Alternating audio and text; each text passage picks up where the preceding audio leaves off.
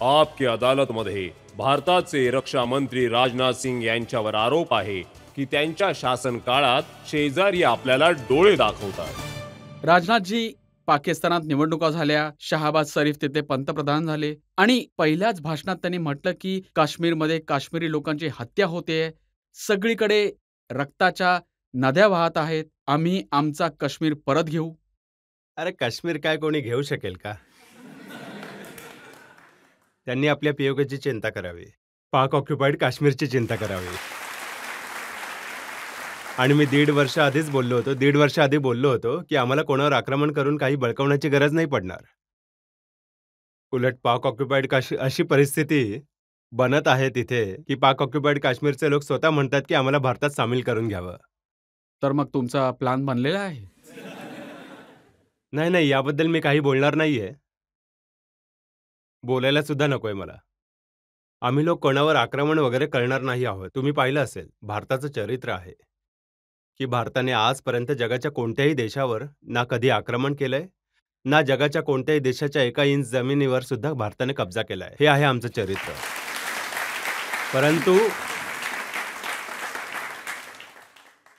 परंतु जर कोणी म्हणत असेल की पीओके सुद्धा आमचा आहे आणि आपलाच आहे, मी तर हे आजही मानतो की पीओके आपलाच आहे. पण पार्लमेंटमध्ये अधीर रंजन चौधरी तुम्हाला म्हणत होते की पीओके काय आणाल, तिथून एक सफरचंद तरी घेऊन या पाहिलं. त्यांना म्हणू द्या. माझा विश्वास आहे की पीओके स्वतःच येईल नक्कीच भारतामध्ये. पण मी रिपोर्ट बघितले, सीमेवर मूव्हमेंट आहे, तिथे हेवी ड्युटी कॉम्बॅट हेलिकॉप्टर तैनात केले जात आहेत. कुठे? पाकिस्तानच्या सीमेवर. असं काहीच नाहीये. नाही, काहीच प्रॉब्लेम नाहीये. जर अशी काही परिस्थिती तयार झालीच तर मग आपल्या देशाच्या सैन्याच्या शौर्य आणि पराक्रमावर देशवासियांना पूर्ण विश्वास आहे. जेव्हा गरज भासेल तेव्हा त्यांनी आपल्या शौर्य आणि पराक्रमाचा परिचय दिला आहे आणि भारताची मान उंच केली आहे. भविष्यात सुद्धा भारताच्या माना उंचावतील, मला पूर्णतः विश्वास आहे. मी जवळून आपली आर्मी, आपली एअरफोर्स, आपली नेव्ही, तीनही सर्व्हिसेसचे अधिकारी आणि जवानांचा पराक्रम मी पाहिला आहे आणि होम मिनिस्टर असताना सगळी पॅरामिलिटरी फोर्सेस त्यांची जबाबदारी पार पडत आहे, खूप चांगल्या प्रकारे करत आहे. त्यांचा सुद्धा पराक्रम आम्ही पाहिला आहे. त्यामुळे आपल्याला काही चिंता करायची काहीच गरज नाही. पाकिस्तानचं तर समजलं, पण चीनपासून सुद्धा काही धोका नाहीये? काहीच नाहीये. अरे काही धोका आलाच तर निपटून घेऊ ना, त्यात काय मोठी गोष्ट नाहीये. चीनपासून धोका असेल तर आम्ही डोक्यावर हात ठेवून बसून राहू. येईल तेव्हा निपटून घेऊ. भारत आता कमजोर नाही राहिलाय रजतजी. भारत जगातला एक ताकदवर देश बनलाय. राहुल गांधी म्हणत आहेत, आता बघा भारतामुळे चीन आणि पाकिस्तान एकमेकांना मिळालेले आहेत, एक झाले आहेत. मिळू दे.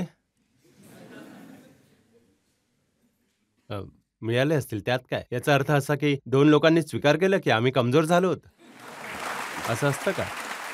त्यांचा आरोप हा आहे की चीनने आपल्या 2000 वर्ग किलोमीटर जमिनीवर कब्जा केला आहे. चीन आपल्या जवानांना मारत आहे आणि भारत सरकार झोपलेले आहे. मला खूप दुःख आहे की आपल्या जवानांचं शौर्य आणि पराक्रमावर हे प्रश्नचिन्ह लावण्याचा प्रयत्न करताय. हे त्यांनी टाळायला हवं. भारताची किती जमीन 62 मध्ये चायनाने बळकावली, काय काय कृत्य केलेत, मी आठवण करू इच्छित नाही. कधी मी याची चर्चा सुद्धा करत नाही, कधीच चर्चा करत नाही. पण तुम्ही निश्चिंत राहा की भारताची 1 इंच जमीन सुद्धा आम्ही जाऊ देणार नाही. 1 इंच जमीन सुद्धा. तुम्ही निश्चिंत राहा. खूप काही गोष्टी आहेत अशा ज्यांचा खुलासा मी बोलू शकत नाही, कारण यावेळी चायना आणि भारतामध्ये चर्चा सुरू आहे. चांगल्या प्रकारे चर्चा सुरू आहे. सौहार्दपूर्ण वातावरण यावेळी सुरू आहे. नाहीतर मी आणखी काही खुलासे केले असते. जर त्यांनी आपली जमीन बळकावली नाहीये तर चर्चा कसली चालू आहे? 19 वेळा चर्चा कशासाठी झाली? आता वदवून घेऊ नका आता यापुढची गोष्ट काय आहे ते. नाही बोलू शकत आहे. तुम्ही याच्यानंतर जर बसले तर मी तुम्हाला सांगू शकतो. या अशा राजनैतिक गोष्टी आम्ही खुलून नाही बोलू शकत. डेप्सॉंग आहे, हॉट स्प्रिंग आहे, गोग्रा आहे, या अशा जागा जिथे. मी फक्त एवढंच म्हणेन की यावेळी जे काही चायनासोबत झालं आहे, आपल्या देशाच्या सेनेच्या जवानांनी, आपल्या एअरफोर्सच्या जवानांनी नेव्हीच्या जवानांनी जो पराक्रम दाखवला आहे त्यावर मला गर्व वाटत आहे. खूप गर्व वाटतो. खूप साऱ्या अशा घटना आहेत ज्या देशवासियांना आठवण करून दिल्या पाहिजे. आपल्या देशाच्या सेनेप्रती देशवासियांचा सन्मान अजून वाढेल. बघा, गलवानमध्ये आपल्या सैनिकांनी शौर्य दाखवलं, सगळ्या देशाने पाहिलं, पूर्ण देशाने त्यांना मान दिला. काय त्याच्यानंतर चीनचं वागणं बदललं आहे?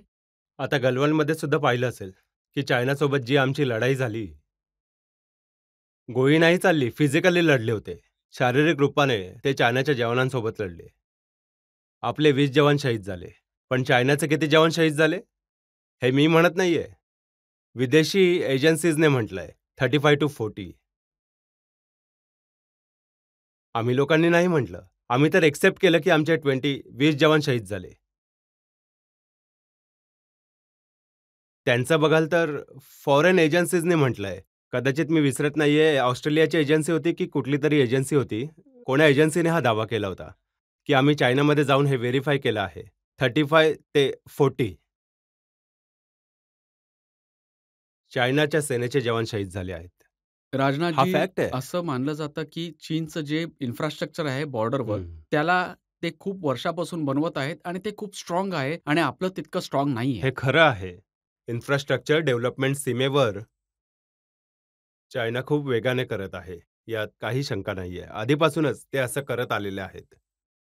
मागील सरकार जे होतं आपलं काँग्रेस सरकार, त्यावेळी डिफेन्स मिनिस्टर यांचं असं म्हणणं होतं की जरी आपण Bharat China border infrastructure develop केलं तर चायना भारतामध्ये घुसेल, म्हणून इन्फ्रास्ट्रक्चर डेव्हलप करू नका. परंतु जेव्हापासून आमचं सरकार आलंय, मोदीजींचं सरकार जेव्हा आलंय, तेव्हापासून आपण बॉर्डरवर खूपच वेगाने इन्फ्रास्ट्रक्चर डेव्हलप करत आहोत. खूप वेगाने करत आहोत. आता तुम्ही जाऊन प्रत्यक्ष डोळ्यांनी पाहू शकतात. आता एक प्रश्न चीनला घेऊन खूप महत्वाचा आहे, जे राहुल गांधी सुद्धा म्हणतात आणि त्यांच्यामुळे बाकीचे त्यांचे लोक म्हणतात की नरेंद्र मोदी हे चीनला घाबरतात. मोदीजी घाबरतात हे तर ऐकून मला आश्चर्य वाटत आहे. हे तर त्यांच्या प्रकृतीत नाहीये, स्वभावात नाहीये, कधीच नव्हतं जोपर्यंत मला माहिती आहे. आणि घाबरायचं असं काही कारणच नाहीये. हे लोकांना कळतच नाही. का भारताच्या ताकदीवर, भारतीय सेनेच्या शौर्य पराक्रमावर का प्रश्नचिन्ह हे लावत आहेत? भारताच्या रक्षा मंत्र्यांना विश्वास आहे की चीन हां. कधी डोळे दाखवून आक्रमण करण्याची हिंमत करेल तर आम्ही त्याला हँडल हे व्यवस्थित करू. तसेच परमात्मा त्यांना सद्बुद्धी देवो, हे असं कृत्य न करू. बघा, भारताचे चरित्र राहिलेलं आहे. भारताचं चरित्र राहिलेलं आहे की भारताने ना जगातल्या कोणा देशावर कधी आक्रमण केलंय, जगातल्या कोणत्याही देशाची 1 इंच जमीन सुद्धा भारताने बळकावलेली नाहीये. हे भारताचं चरित्र आहे. पण ही एक गोष्ट खरी आहे, जर कोणी आम्हाला विचारेल, तर सर्व शेजाऱ्यांसोबत आमचे चांगले संबंध बनवायचे आहेत. परंतु भारताच्या स्वाभिमानाच्या किमतीवर नाही रजतजी. नाते बनवून ठेवू तर इच्छितो, परंतु भारताच्या स्वाभिमानावर प्रहार करायचा कोणी प्रयत्न करेल, तर त्याची उत्तरं द्यायची कुवत सुद्धा भारतात आहे. पण पण आम्हाला शेजाऱ्यांसोबत चांगले संबंध बनवून ठेवायचे आहेत. कारण आमचे अटलजी म्हणायचे ध्यान असू द्यावे आपण. मित्र बदलू शकतो जीवनात, पण शेजारी कधी बदलू शकत नाही. म्हणून शेजाऱ्यांसोबत चांगले संबंध बनवून ठेवले पाहिजे. 1-2 प्रश्न अजून घेऊ शकतो आपण? सर, माझा तुम्हाला प्रश्न हा आहे की आता आपले जे डिफेन्स सिस्टीम आहे ते 4थ्या क्रमांकावर आहे जगामध्ये, जी तुम्ही लोकांनी खूप मेहनत केली आहे म्हणून आपण तिथे पोहोचलो आहोत. पण स्टिल तरी तुम्हाला वाटतं का त्यात इम्प्रूव्हमेंट आहे? आणि तुमची काय थॉट प्रोसेस आहे की येणाऱ्या 5 वर्षात मला विश्वास आहे की बीजेपी सरकार येईल, 100% येईल, कारण आम्ही सगळे तुमच्यासोबत आहोत. टाळ्या. तर येणाऱ्या 5 आणि 10 वर्षात आम्ही डिफेन्स सिस्टीममध्ये किती इम्प्रूव्हमेंट पाहू शकतो की आपण 3rd किंवा 2nd स्टेजवर पोहोचू शकू? भारत आधी जो सगळ्यात मोठा इम्पोर्टर भारत होता, आज आपण जगातल्या टॉप 25 एक्सपोर्टर कंट्रीजमध्ये येऊन उभे आहोत. 10 वर्षांमध्ये. तसं टार्गेट जे मी ठरवलं आहे, की आमचा प्रयत्न आहे की 2028-29 समाप्त होईपर्यंत आपला एक्सपोर्ट जो आज 20,000 करोड आहे, तो अंदाजे 50,000 करोडपर्यंत पोहोचावा, हा आमचा प्रयत्न आहे. गेली 10 वर्ष तुमची रुलिंग पार्टी आहे आणि विकास पण दिसत आहे. पण या गोष्टीवर तुम्ही कितपत सहमत आहात, की स्ट्राँग रुलिंग पार्टी बरोबरच एक स्ट्राँग अपोझिशन पार्टी असणं पण खूप गरजेचं हो, आहे? असायलाच पाहिजे. हे आवश्यक आहे. पण यात आमचा दोष कुठे आहे बाळा? आमच्या पार्टीचा काय दोष आहे? आता हे तर त्यांनाच कळायला पाहिजे. आम्हाला वाटतं की हेल्दी डेमोक्रसीसाठी हे आवश्यक आहे. म्हणजे तुम्ही मान्य करता, की एक स्ट्राँग अपोझिशन पार्टी बिलकुल मान्य असायलाच करतो. पाहिजे? पण नाहीतर हे बनूच नाही ऑपोझिशनला तर शकणार. तुम्ही जगूच देत नाहीत.